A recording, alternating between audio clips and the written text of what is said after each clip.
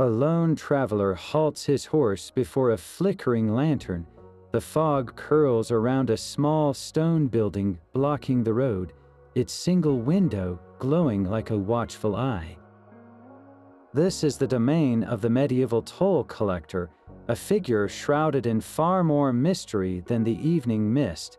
We are going behind the ledger to uncover the secret lives of these powerful individuals who controlled the arteries of the medieval world. By the end, you will understand how a man in a simple booth could amass fortunes, defy kings, and become a legend of both fear and opportunity. What strange laws gave him the right to tax the very air a merchant breathed? How did a system meant for order become a playground for corruption and hidden deals? What kind of person would choose a life of such isolated authority? The secrets of the toll house are about to be revealed.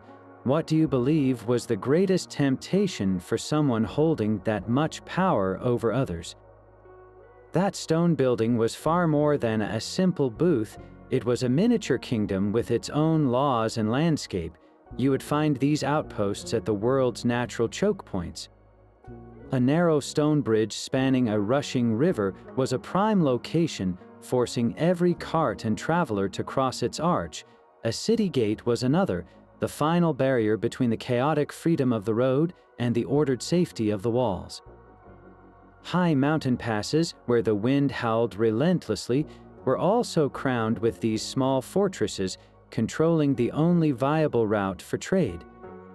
The architecture itself spoke of suspicion and defense. Thick stone walls, often with only one or two small, barred windows, were common.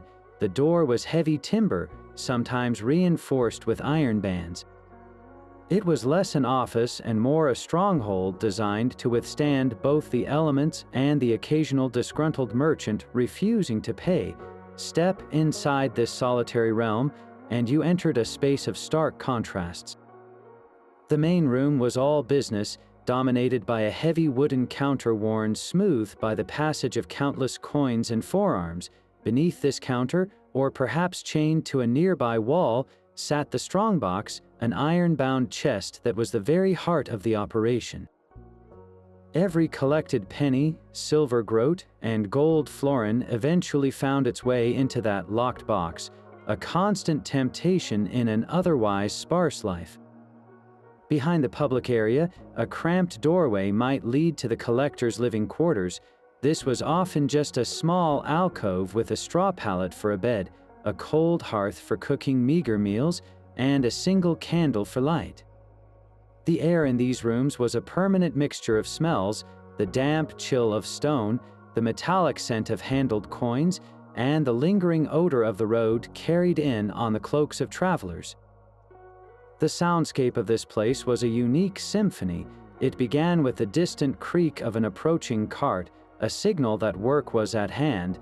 Then came the low murmur of voices, the snort of a tired horse, and the heavy thud of the counter's wooden shutter being lifted. The most constant sound, however, was the jingle and clatter of currency.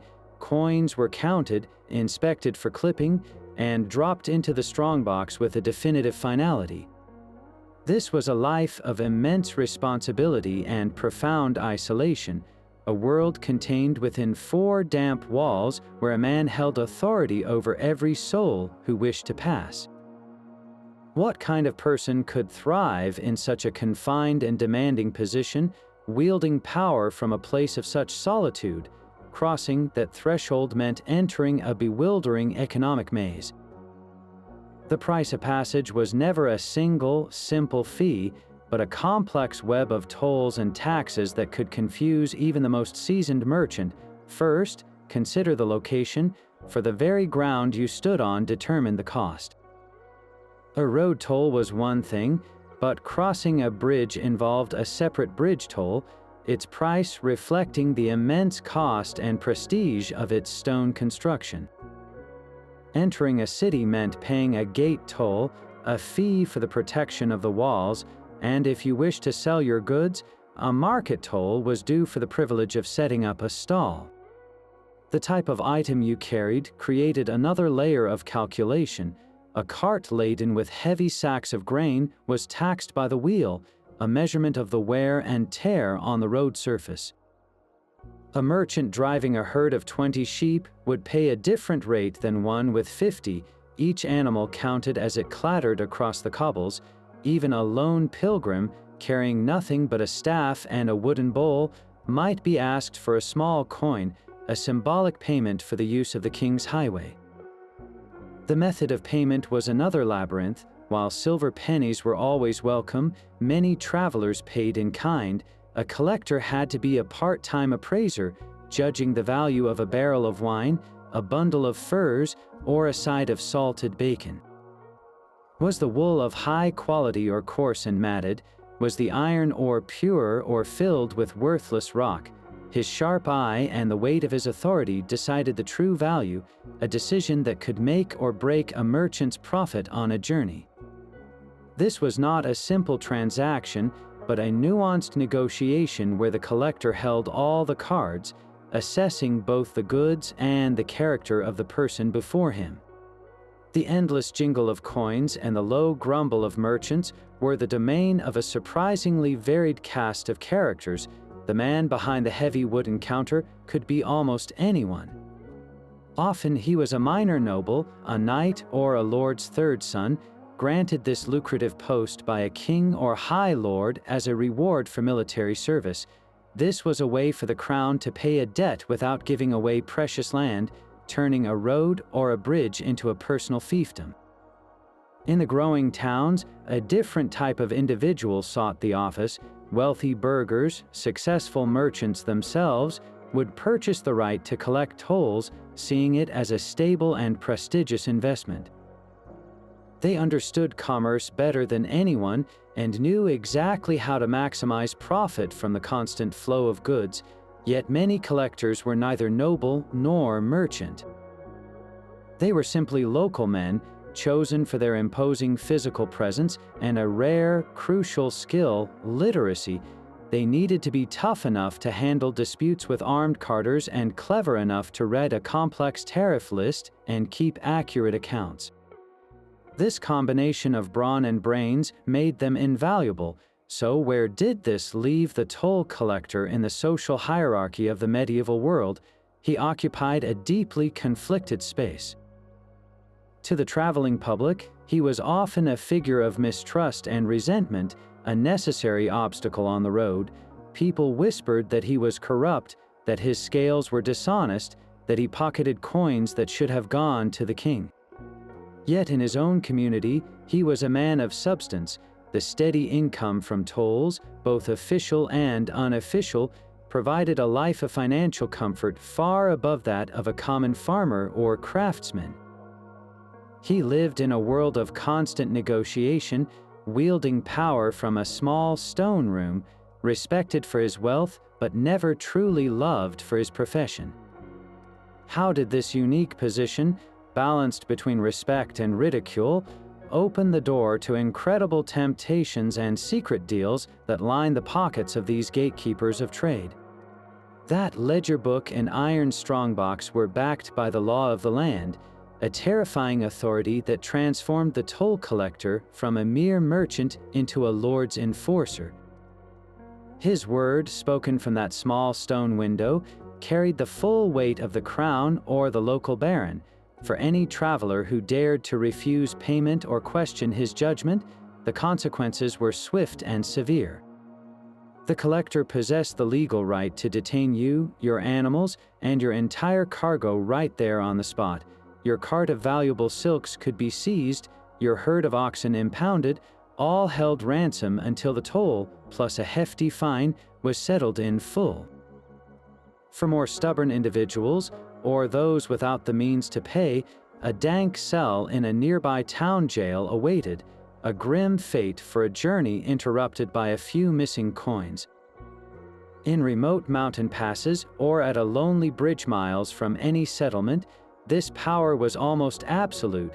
Who would hear your cries of injustice, who would challenge the word of the king's own representative when the only witnesses were the wind and the stones. This isolation bred a quiet tyranny, where a collector's greed could easily outpace his honesty. To enforce this grim business, his tools extended far beyond parchment and coin. The barred gate across the road was not just a symbol, it was a physical manifestation of his control, a barrier that would not lift until he was satisfied. Many collectors kept a large, aggressive guard dog, a constant, growling presence that discouraged any thoughts of confrontation from weary and frustrated travelers. And beneath his cloak, he often carried a stout cudgel or kept a heavy spear leaning against the wall within easy reach. The threat of force was a constant, unspoken part of every transaction, a silent partner ensuring compliance from people who were often tired, poor, and far from home. This was the dark heart of the toll system, where the simple act of moving from one place to another could be halted by one man's unchecked power. How did travelers navigate this delicate and dangerous dance, knowing that a single wrong word could cost them everything they owned?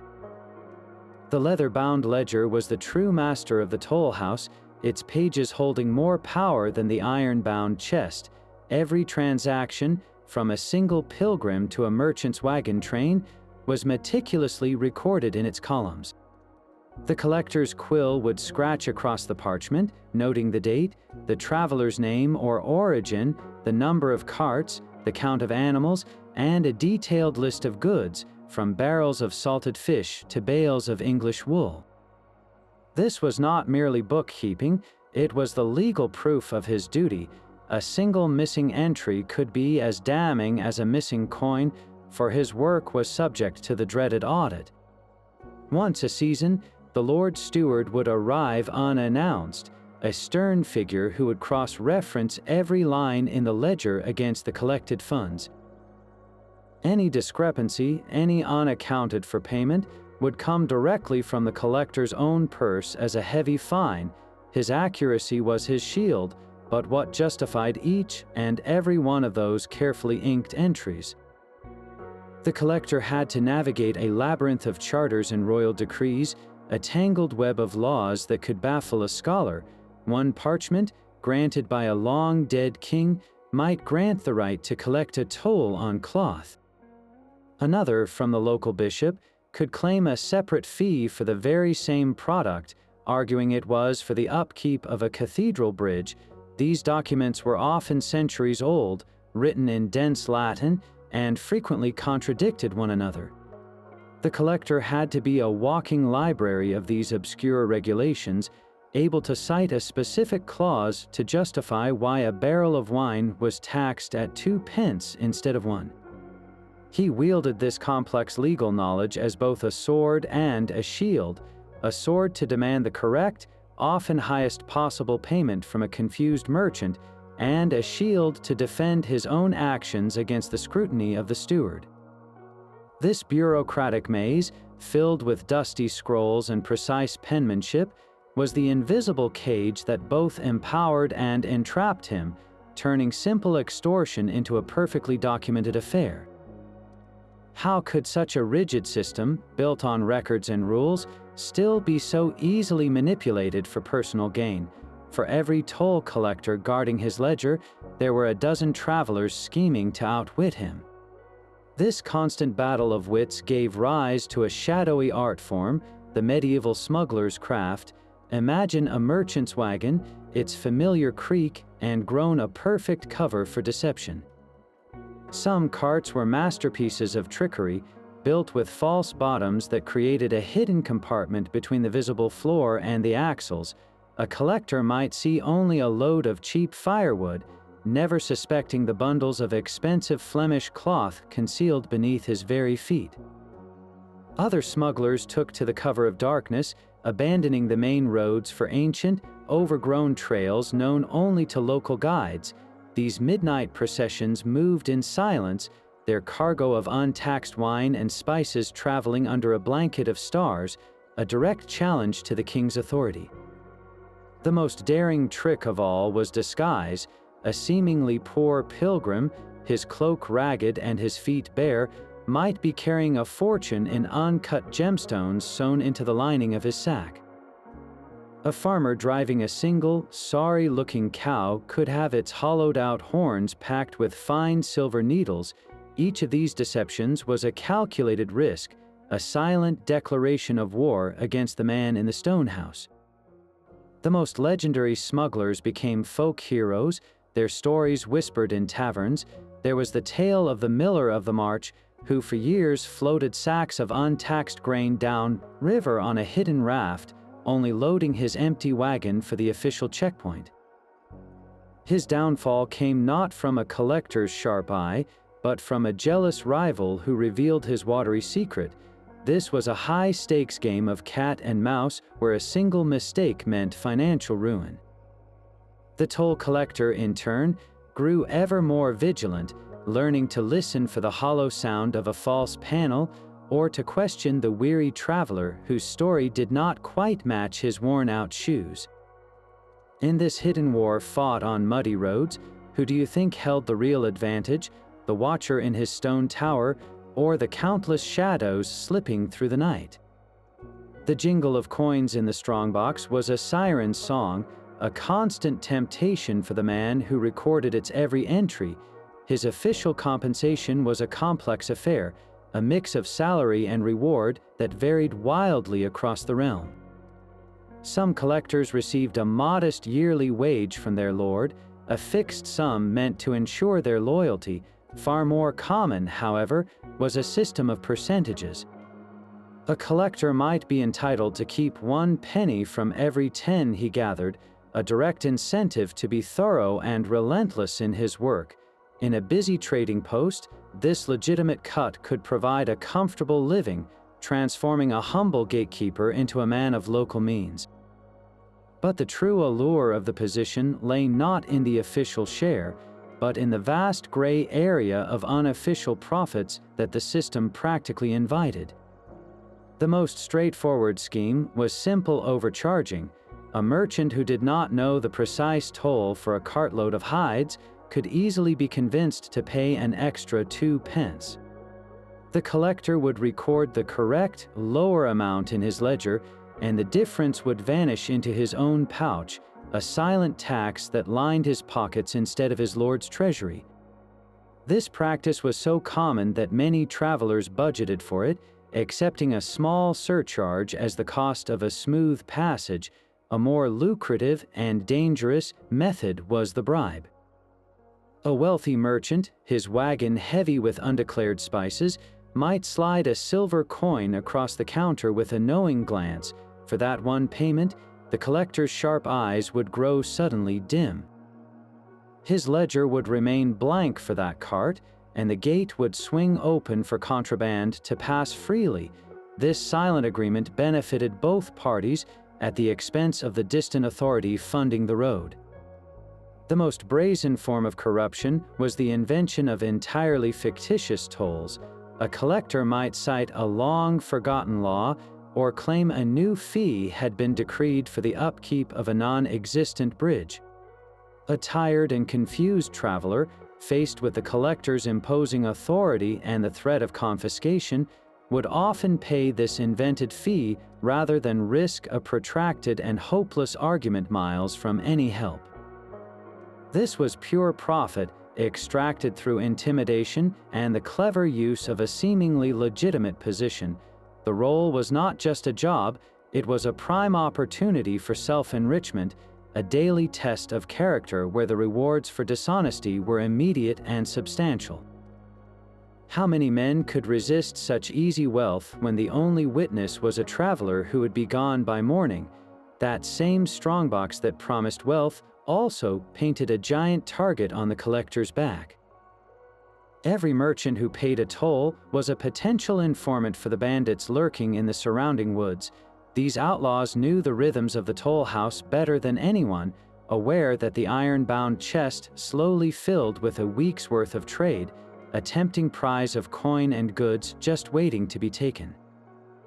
This constant threat transformed the toll station from a simple administrative post into a fortified stronghold. The architecture we described earlier, with its thick walls and barred windows, was not just for show, it was a direct response to this ever-present danger. Beyond the stone, collectors employed a small garrison of loyal armed guards. These men were more than just muscle to intimidate travelers. They were a necessary defense force, paid to be vigilant against the shadows moving beyond the circle of lantern light.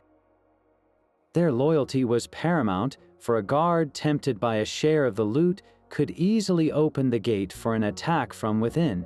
The most critical security measure, however, was the scheduled movement of the funds. No lord allowed his money to accumulate indefinitely in a vulnerable roadside shack.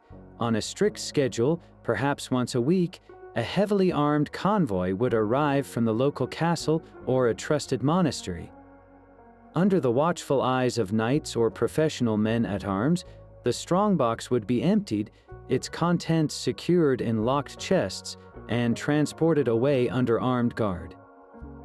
This ritual was the collector's greatest relief and most anxious moment, for the journey of the Lord's coin was a spectacle that attracted every cutthroat for miles. Despite these precautions, attacks were a grim reality of frontier life. Dramatic accounts survive of toll houses besieged through the night, their defenders hurling rocks and boiling water from the narrow windows onto the bandits trying to batter down the door. In one famous case from the German forests, a collector and his 2 guards held out for 3 days against a large band of robbers until a passing company of merchants, hearing the commotion, rallied local villagers to their aid. These outposts were the fragile front lines of medieval commerce, where the rule of law was enforced not just with a ledger, but with a sword. The collector lived a double life, part bureaucrat and part garrison commander, always aware that his most important duty was to protect the very wealth that made him a target. But the coins in that iron box were not just silver and gold, they were pieces of a man's soul. This became most clear when a different kind of traveler approached the stone house, one whose payment was not measured in coin, but in faith. These were the pilgrims, men and women, bound for distant cathedrals and holy sites, their simple robes and wooden staffs marking them as under the protection of the church itself. By papal decree, these pious travelers were to be granted free passage, their journey a spiritual act that should not be burdened by worldly taxes. For a toll collector, however, a pilgrim represented a profound test of character. Here was a person carrying no obvious wealth, offering no merchant's bribe, just a quiet request for lawful charity. To demand payment was to spit in the eye of heaven itself. Yet greed proved a powerful temptation. Many collectors, especially those in remote locations, would simply pretend the exemption did not exist. They would stand firm, demanding their penny from the poor and the pious, counting on the pilgrims' desperation to continue their sacred journey. The confrontation that followed was not merely a financial dispute, it was a spiritual duel. A pilgrim, robbed of his last coin, might raise a trembling hand not in threat, but in condemnation, calling down the wrath of God upon this wicked man and his stone house. He would curse the collector's ledger, his strongbox, and his very lineage, invoking plagues and misfortune. In a world that truly believed in the power of such oaths, these were not empty words. They were a weapon, and they could haunt a man long after the pilgrim had disappeared down the road. Some collectors developed a chilling cynicism, viewing the pilgrim's curse as just another cost of doing business, a spiritual fee paid for earthly profit. They would take the coin, absorb the curse, and simply add it to the day's tally, but for others, the conflict ate away at them. To see the disappointment and fear in a pilgrim's eyes, to hear the whispered prayers for your damnation, was to be reminded that your power had a limit and your soul had a price. This was the true, hidden toll of the job, a daily negotiation not just with merchants, but with one's own conscience and the very fear of eternal fire. Every tool on that wooden counter was a declaration of his power. The most important instrument of all was the heavy iron scale, a set of brass pans suspended from a finely balanced beam. When a merchant presented a sack of wool or a bundle of spices, the collector did not take his word for its weight. He would carefully place the goods in one pan and stack official, stamped weights in the other, his eyes fixed on the trembling beam until it settled into perfect balance. This single device determined the final toll, turning a subjective estimate into an unarguable fact measured in pounds and ounces. Its authority was absolute. Next to the scale sat the official seals and sticks of colored wax. Once a toll was paid, certain goods, like sealed barrels of wine or bales of cloth, required a mark of passage. The collector would heat the wax over a candle flame, drip a puddle onto a knot or a latch, and press his metal seal into it, leaving an impression of a castle tower or a royal crest. This mark was a passport, proving to the next collector down the road that the required taxes had been paid.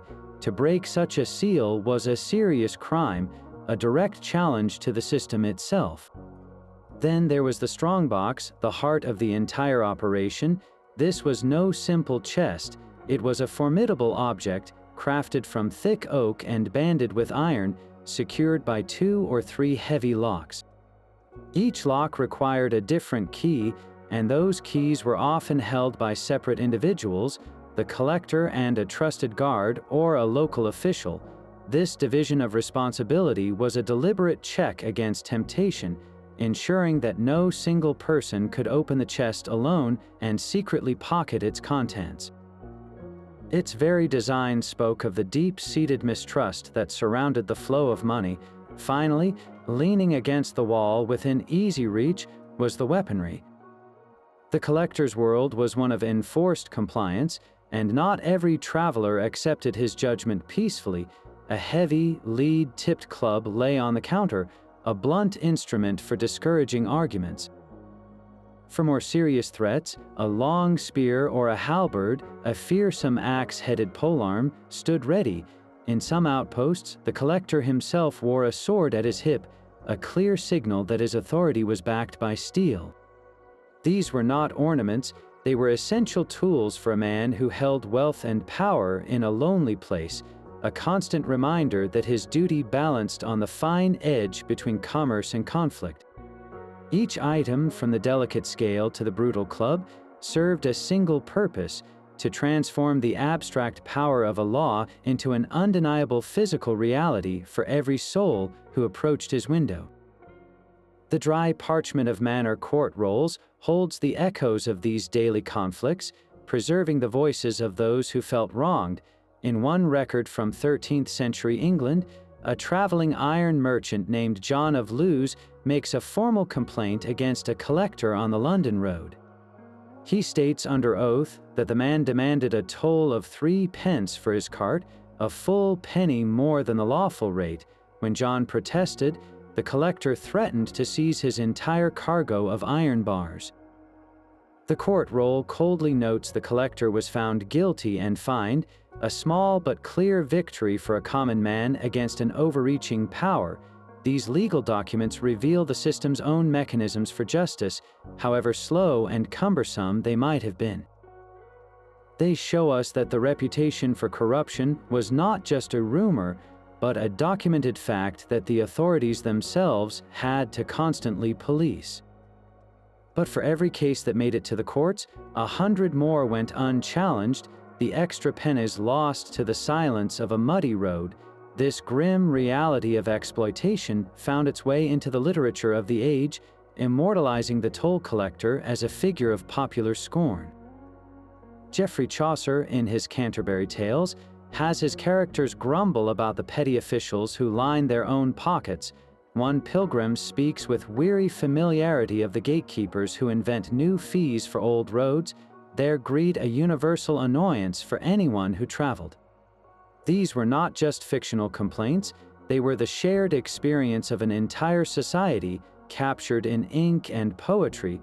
The toll collector lived in this dual world, a man of recorded law in the court rolls and a villain of common conversation in the taverns. His legacy is written in both the dry Latin of legal fines and the vibrant Middle English of poetic grievance.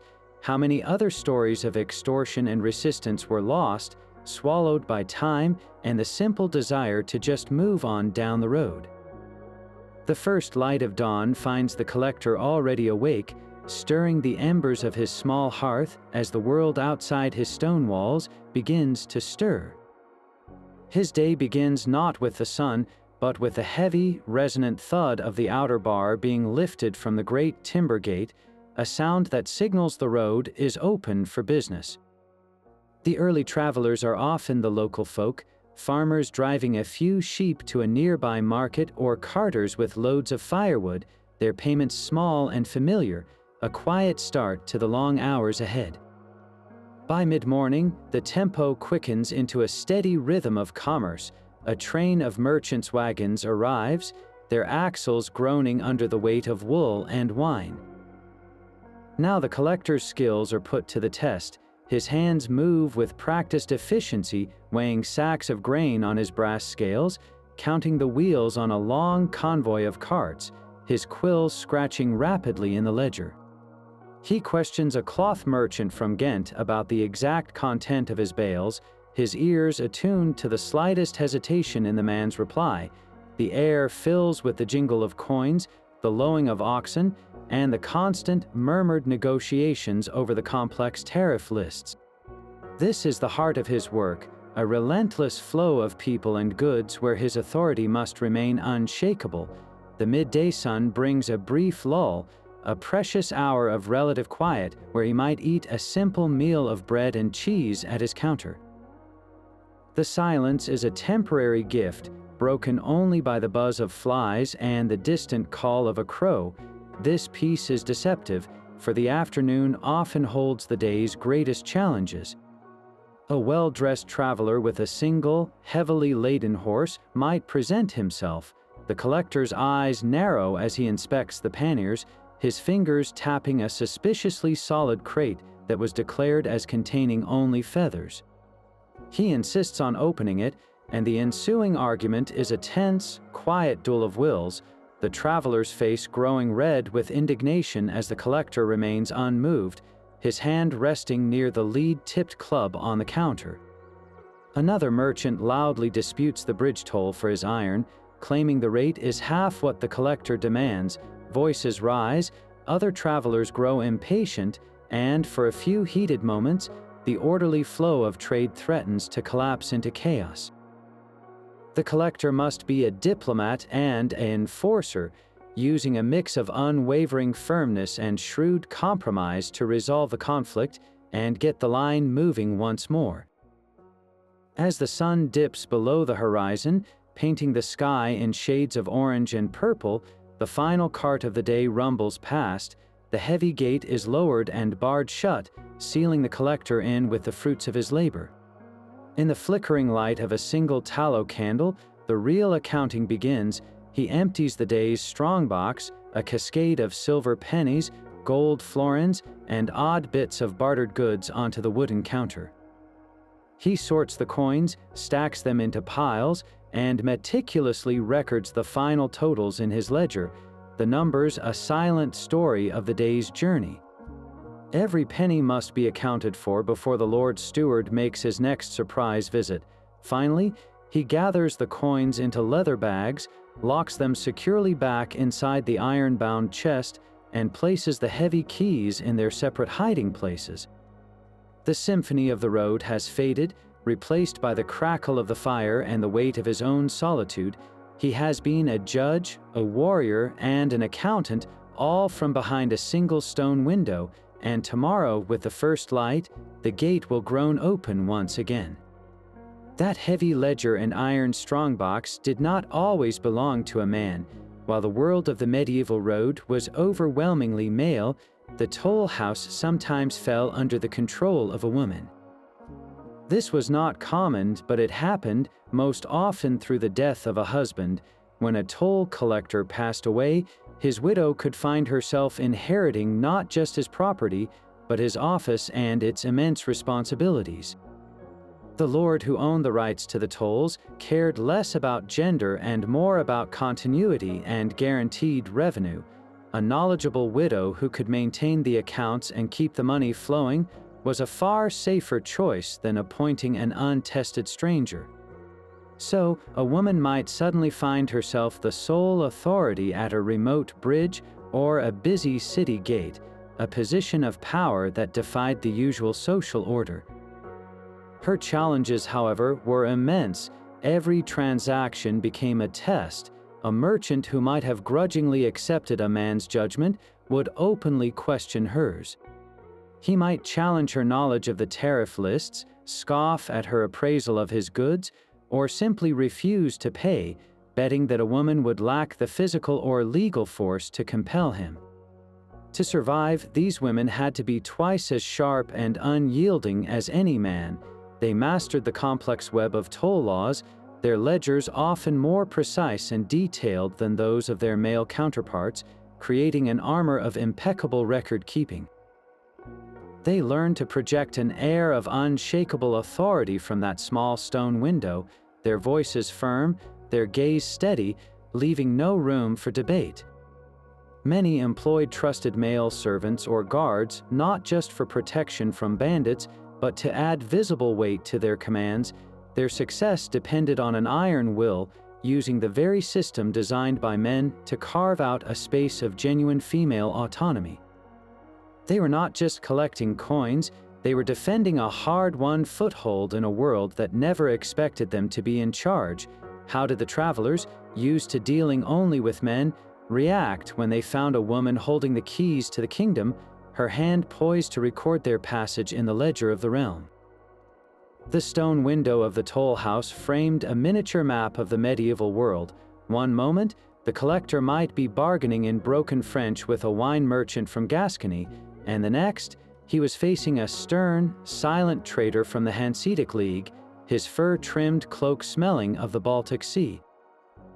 These roads were not just English or French, they were truly European arteries, and the man at the gate had to be a master of international communication. He dealt with fast-talking Italians representing powerful banking families, their purses full of gold florins and their minds sharp with calculation. He inspected the fine, tightly woven wool of Flemish cloth, a product so valuable its toll was a serious matter of state.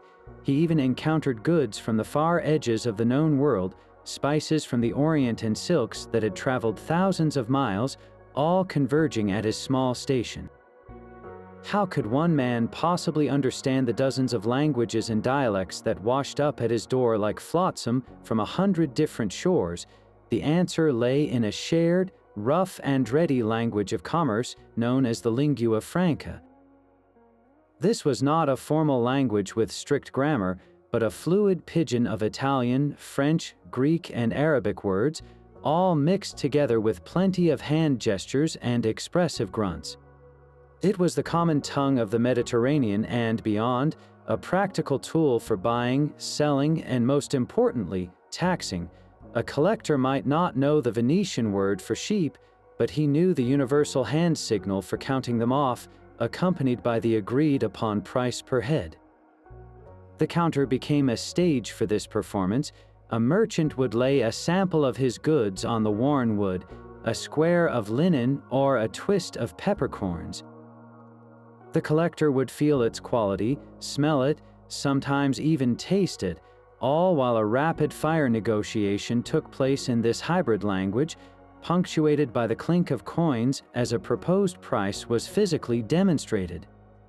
For the most common trade goods, many collectors kept simple translation guides, handwritten lists that paired local words with their equivalents in other major languages.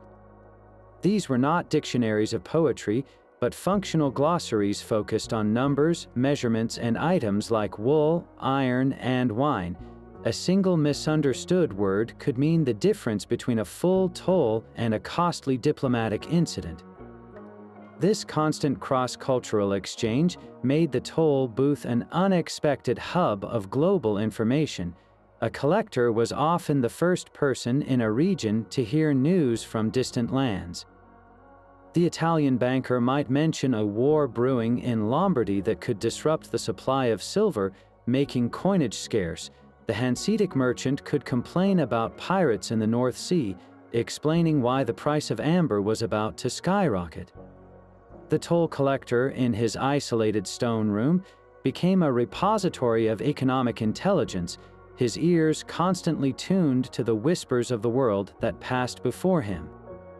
He learned to read not just the goods, but the men themselves, the nervous glance of a merchant whose story did not match his cargo, the overly confident bluster of another trying to hide a lesser quality product. These were universal tells that transcended language. In this space, a man who only knew his own village dialect was useless. The most successful collectors were worldly, adaptable men who understood that their real power came not just from the law, but from their ability to navigate the chaotic, vibrant, and polyglot river of humanity that flowed through their gates every single day. The names of these men were once as common on the roads as the mud, yet a few broke through the anonymity of their profession to become legends of a sort. In the English county of Kent, a collector named John de Helwell became infamous not for his greed, but for a shocking act of defiance. Records show he was accused of a breathtaking crime, not pocketing coins, but deliberately destroying his own toll house and bridge. The official charge was that he had set the wooden structure ablaze and hacked at its stone supports with an axe. Why would a man demolish the very source of his livelihood? The answer reveals a desperate side of the system. Helwell was not the owner of the toll rights, he was merely a tenant, forced to pay a high, fixed rent to the actual lord for the privilege of collecting the fees. In a year of poor trade, when the travelers were few and the coins scarce, he found himself facing financial ruin. His radical solution was to erase the toll point entirely, freeing both himself and the local merchants from its burden.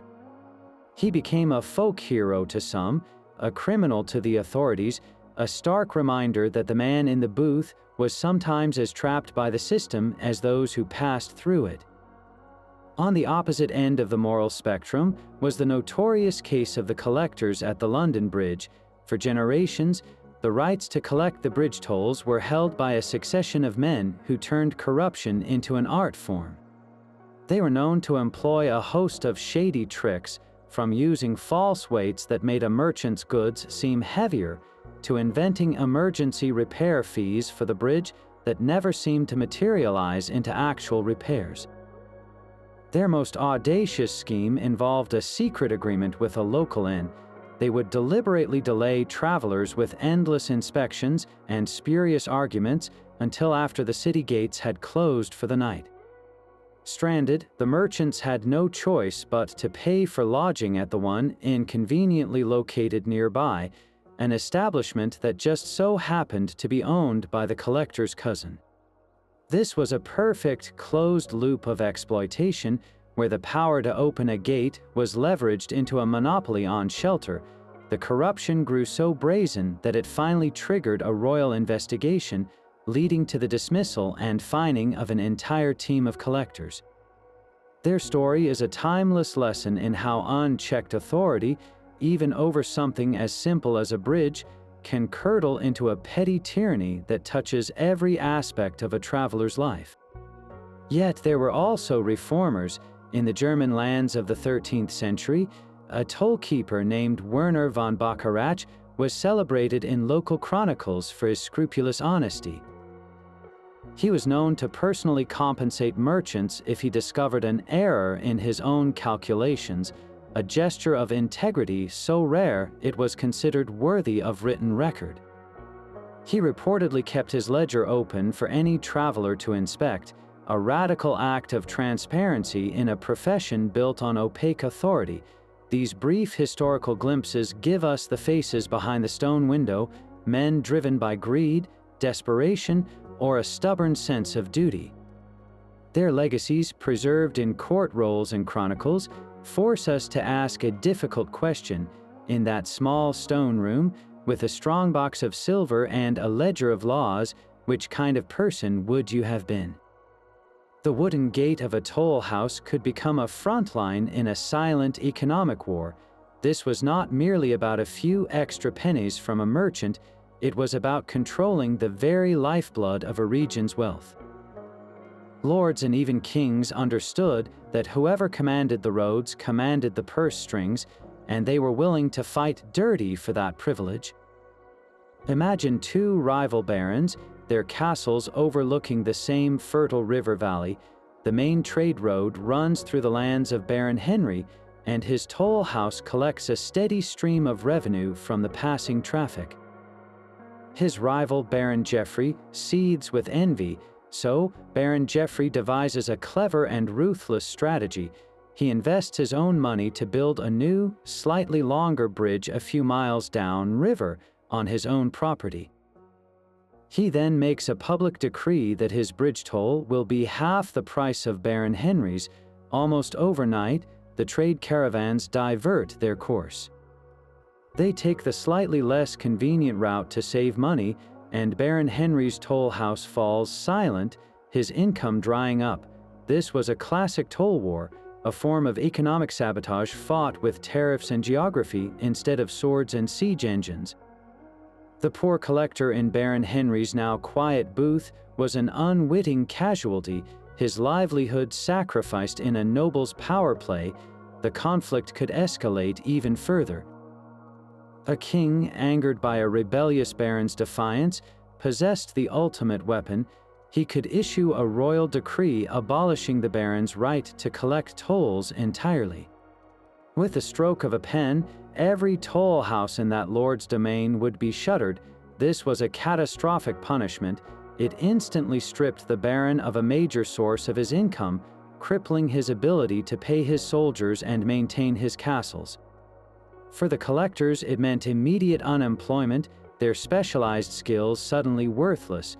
The merchants, of course, would celebrate this temporary freedom from taxation, but the local economy, which had grown around that steady flow of coin, would shudder and stall.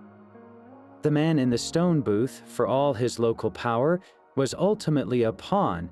His authority was loaned to him by a higher power, and it could be revoked in an instant over a dispute he knew nothing about.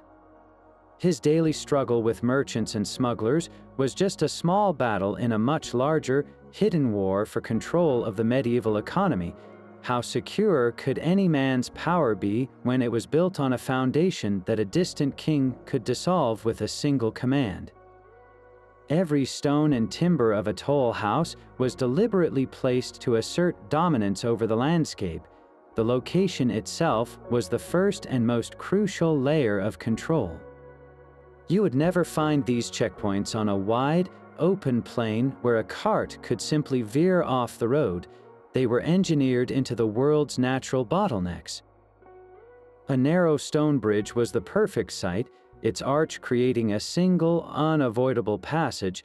The approach to this bridge was often designed as a tight, winding lane, forcing wagons to slow to a crawl and preventing any sudden dash for freedom. This was psychological warfare long before the first coin was demanded. The very architecture of the building reinforced this message of absolute authority. Many toll houses were built on elevated stone platforms, putting the collector himself physically above the travelers. From this raised position, he had a commanding view of the entire line of waiting traffic. He could spot arguments brewing, count animals accurately, and identify any attempt to hide a cart or disguise a load.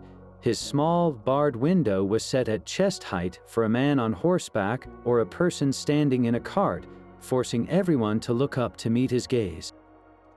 This was a power dynamic carved in stone. The structure was not just an office, it was a miniature fortress.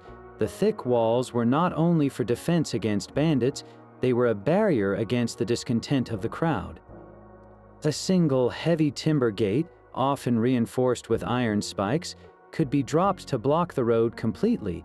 Some outposts featured integrated defensive towers or crenellations along the roof, allowing guards to watch the surrounding area for smugglers trying to bypass the checkpoint under cover of darkness. A deep ditch or fosse might be dug around the property, making a direct assault on the walls even more difficult. This transformed a simple economic transaction into a moment of total submission. A merchant did not just pay a fee, he navigated a carefully constructed gauntlet designed to humble him and demonstrate the unyielding power of the authority he faced.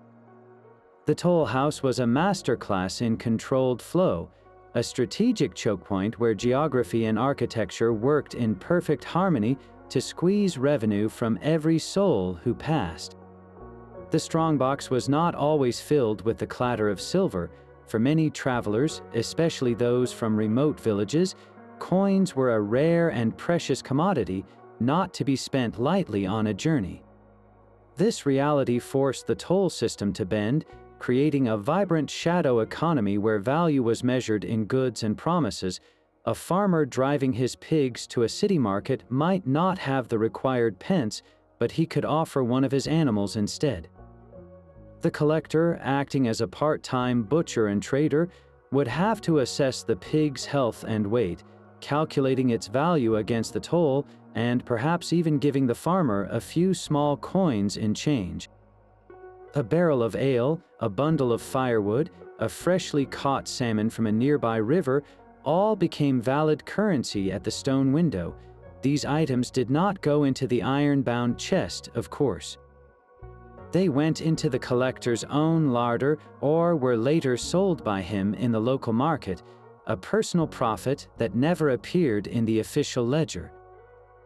This informal barter system kept commerce flowing and built relationships between the toll keeper and the local community he served, but the most intriguing payments were not goods, but favors. A traveling stonemason, unable to pay the gate toll, might offer to repair a crack in the toll house wall. The collector, weighing the cost of hiring a local craftsman against simply letting the man pass, would often agree. A minstrel or storyteller could buy his way with a song or a thrilling tale, providing a few minutes of entertainment to break the crushing monotony of the collector's day. These transactions created a web of mutual obligation. The collector who accepted a side of bacon from a farmer one week might later ask that same farmer to keep an eye on the toll house while he was away on business. A promise of future loyalty from a passing knight, though difficult to enforce, was a form of social capital that could be more valuable than a handful of pennies. This was the human heart of the system, a necessary flexibility that acknowledged that not all wealth could be stacked in a ledger. It revealed a world where a man's skill, his word, or even the food he carried could be the key that unlocked the road. That stone window, once a symbol of unassailable authority, could not remain shut against the winds of change forever. The decline of the toll collector began not with a bang, but with a quiet, methodical consolidation of power by emerging nation-states. Kings and queens, no longer content to share the wealth of their realms with a patchwork of local barons and independent towns, began to see these countless toll stations as an obstacle to national prosperity. A merchant traveling from Paris to Lyon might face dozens of different tolls, each with its own arbitrary fee and complex regulations, slowing trade to a crawl and siphoning off profits that could have filled the royal treasury. The first major blow was the royal push for standardization. Ambitious monarchs issued decrees that sought to abolish what they called unjust tolls, targeting those that could not produce a valid, ancient charter. Royal auditors, armed with new authority, descended on these outposts, scrutinizing ledgers and challenging the legal basis for every fee. The goal was to streamline the chaotic system, replacing 100 different local rules with a single, predictable national policy. This stripped away the collector's greatest tool, his ability to interpret and manipulate a tangled web of laws for his own benefit. His autonomy was being systematically dismantled by a distant crown that valued efficient revenue over local power. At the same time, a new economic force was organizing against him, the merchant guilds. These were no longer individual traders grumbling at a counter, but powerful, unified associations with deep pockets and political influence. They began to lobby kings and parliaments directly, arguing that the endless, unpredictable tolls were strangling commerce and, by extension, reducing the overall taxes the king could collect. They presented detailed petitions, their arguments backed by the collective weight of a nation's trade. In response, monarchs started granting guilds valuable exemptions, allowing their members to pass through certain tolls for a single, annual fee paid directly to the crown. This was a devastating development for the local collector. A wealthy guild caravan would now approach his gate, present a royal writ of passage, and roll on by without paying a single penny. He could only watch, his ledger growing thinner as the most lucrative traffic was legally exempted from his grasp.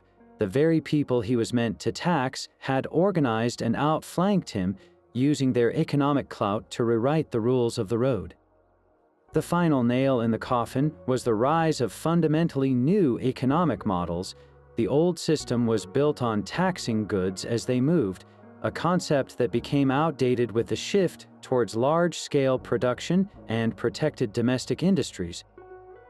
Why fund 1,000 toll houses to collect pennies from passing carts when you could establish a single, powerful customs house at a major port and tax entire shiploads of goods at once? The economic focus moved from the inland road to the sea lane, from the local bridge to the national border. The toll collector, the master of a small, terrestrial kingdom, found his realm shrinking into irrelevance. His stone house, once a vital fortress of commerce, slowly became a quiet relic. The gate still swung open, but for fewer and fewer carts, the strongbox grew lighter with each passing year. The man who had once been a feared and powerful local figure was gradually transformed into a simple, low-level bureaucrat in a vast, impersonal state machine, his legendary authority fading into the pages of history books, a ghost from a time when the power to move was a privilege that could be bought and sold at 1,000 lonely crossroads. The Lord Steward arrived without warning, his horse's hooves clattering on the cobbles in a stark announcement of his purpose. This was the audit, the moment of reckoning every collector dreaded. The steward, a grim-faced man with the air of a judge, would demand the iron strongbox and the leather-bound ledger.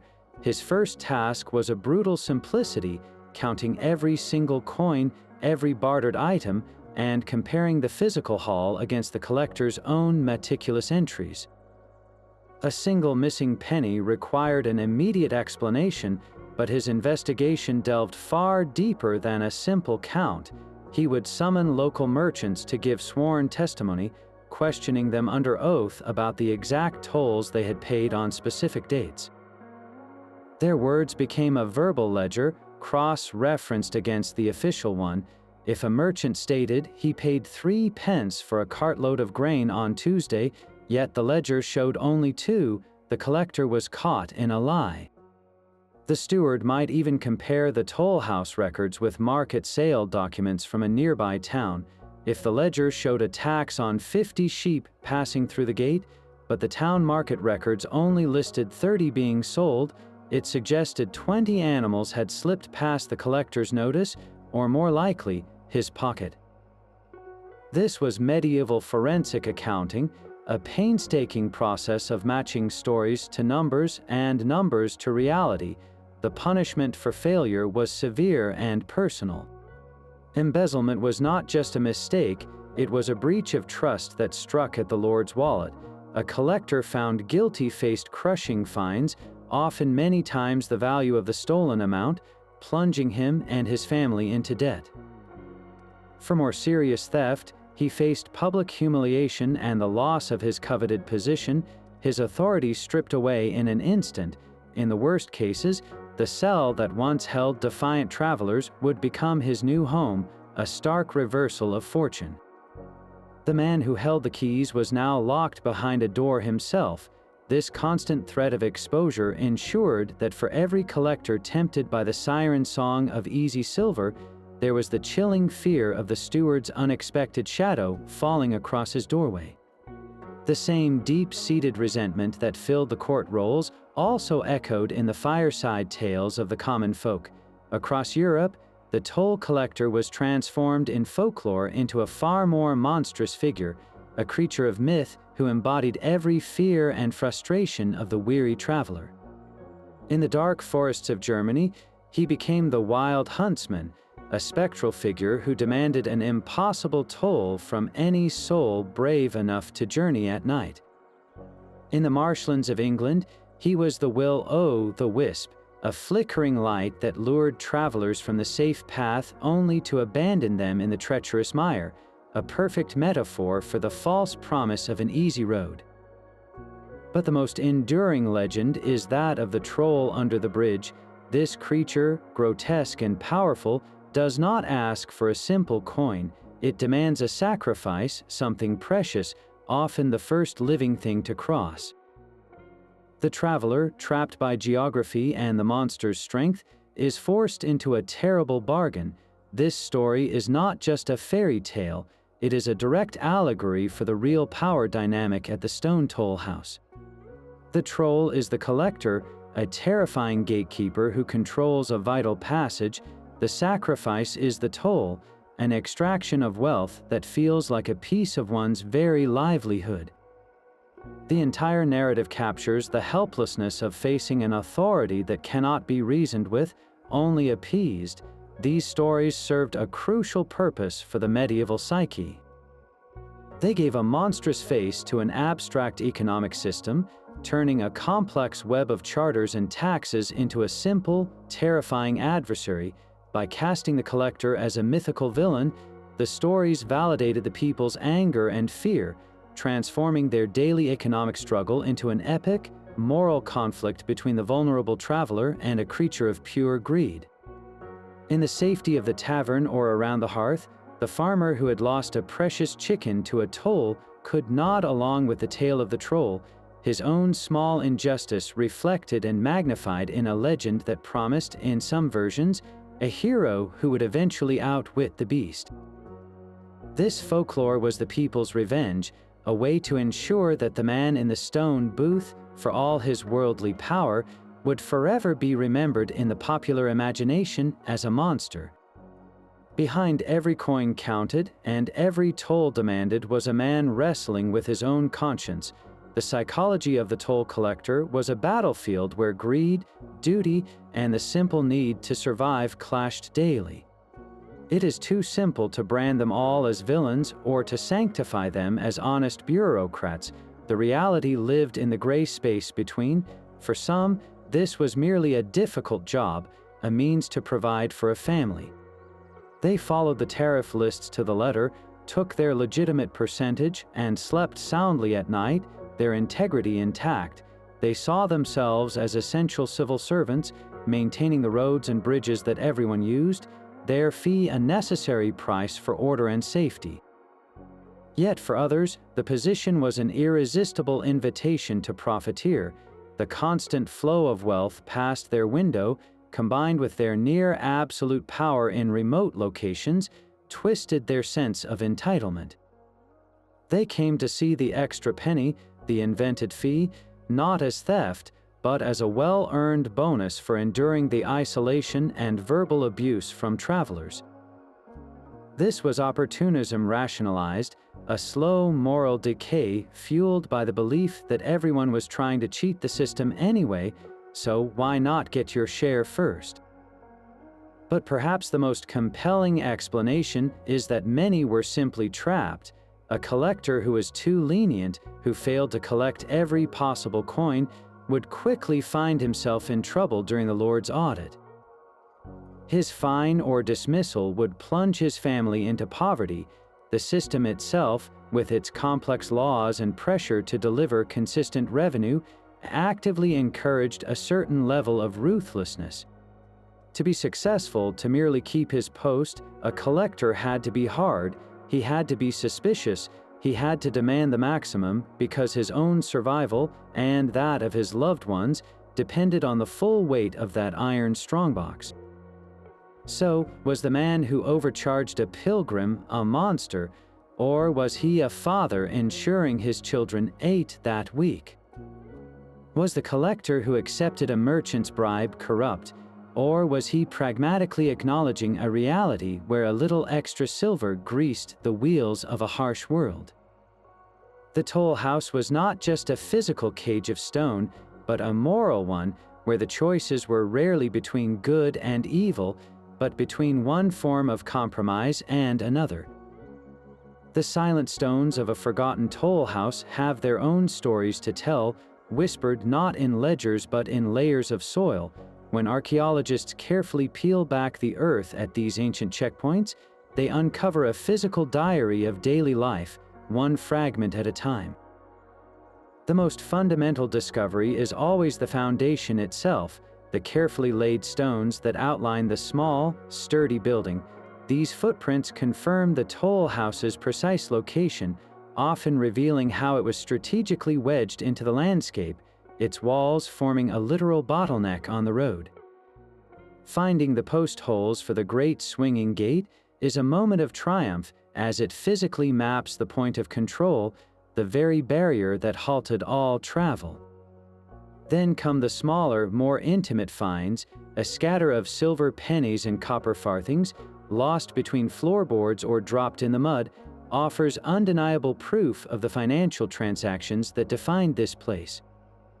Each recovered coin is a direct echo of the jingle that once filled the air, a tiny piece of the wealth that flowed through the collector's hands, but it is the mundane debris that truly paints the portrait of the man who lived there. Broken pottery and animal bones, tossed into a refuse pit, reveal his diet. The bones of chickens, rabbits, and the occasional cut of salted pork speak of a modest but steady meals, perhaps supplemented by goods bartered from passing travelers.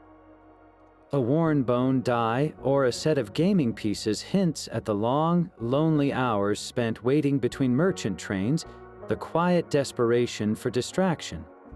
Even the iron nails and rusted hinges from the strongbox itself are powerful evidence, corroborating the written descriptions of these formidable chests. These fragments do more than just verify history, they enrich it with human texture. They confirm the isolation, the constant handling of coin, and the simple comforts that made the toll collector's life bearable. Every unearthed object is a tangible link to the secret world behind the ledger, proving that the legends of power, profit, and solitude were not just stories, but realities etched into the very earth. So we are left with a figure of profound contradiction, a man who is part bureaucrat, part enforcer, and part villain in the public eye. His secret life was a daily negotiation between the dry ink of his ledger and the sharp edge of his sword, between the lawful toll and the illicit bribe. He was the crucial, often resented, cog in the immense machine of medieval commerce, a system that could not have functioned without him, yet constantly chafed under his authority. His solitary decisions at 1,000 lonely crossroads shaped the flow of goods, the spread of ideas, and the very pace of travel across continents. He built private fortunes from his position while funding the king's roads and the barons' castles, his stone house a fragile nexus where local power and global trade violently collided. The next time your car slows to pay a modern highway toll, remember the medieval collectors who paved the way for this ancient transaction. What secrets might your modern toll collector be hiding behind that glass window? Let us know your thoughts in the comments below, and subscribe for more journeys into the shadows of history.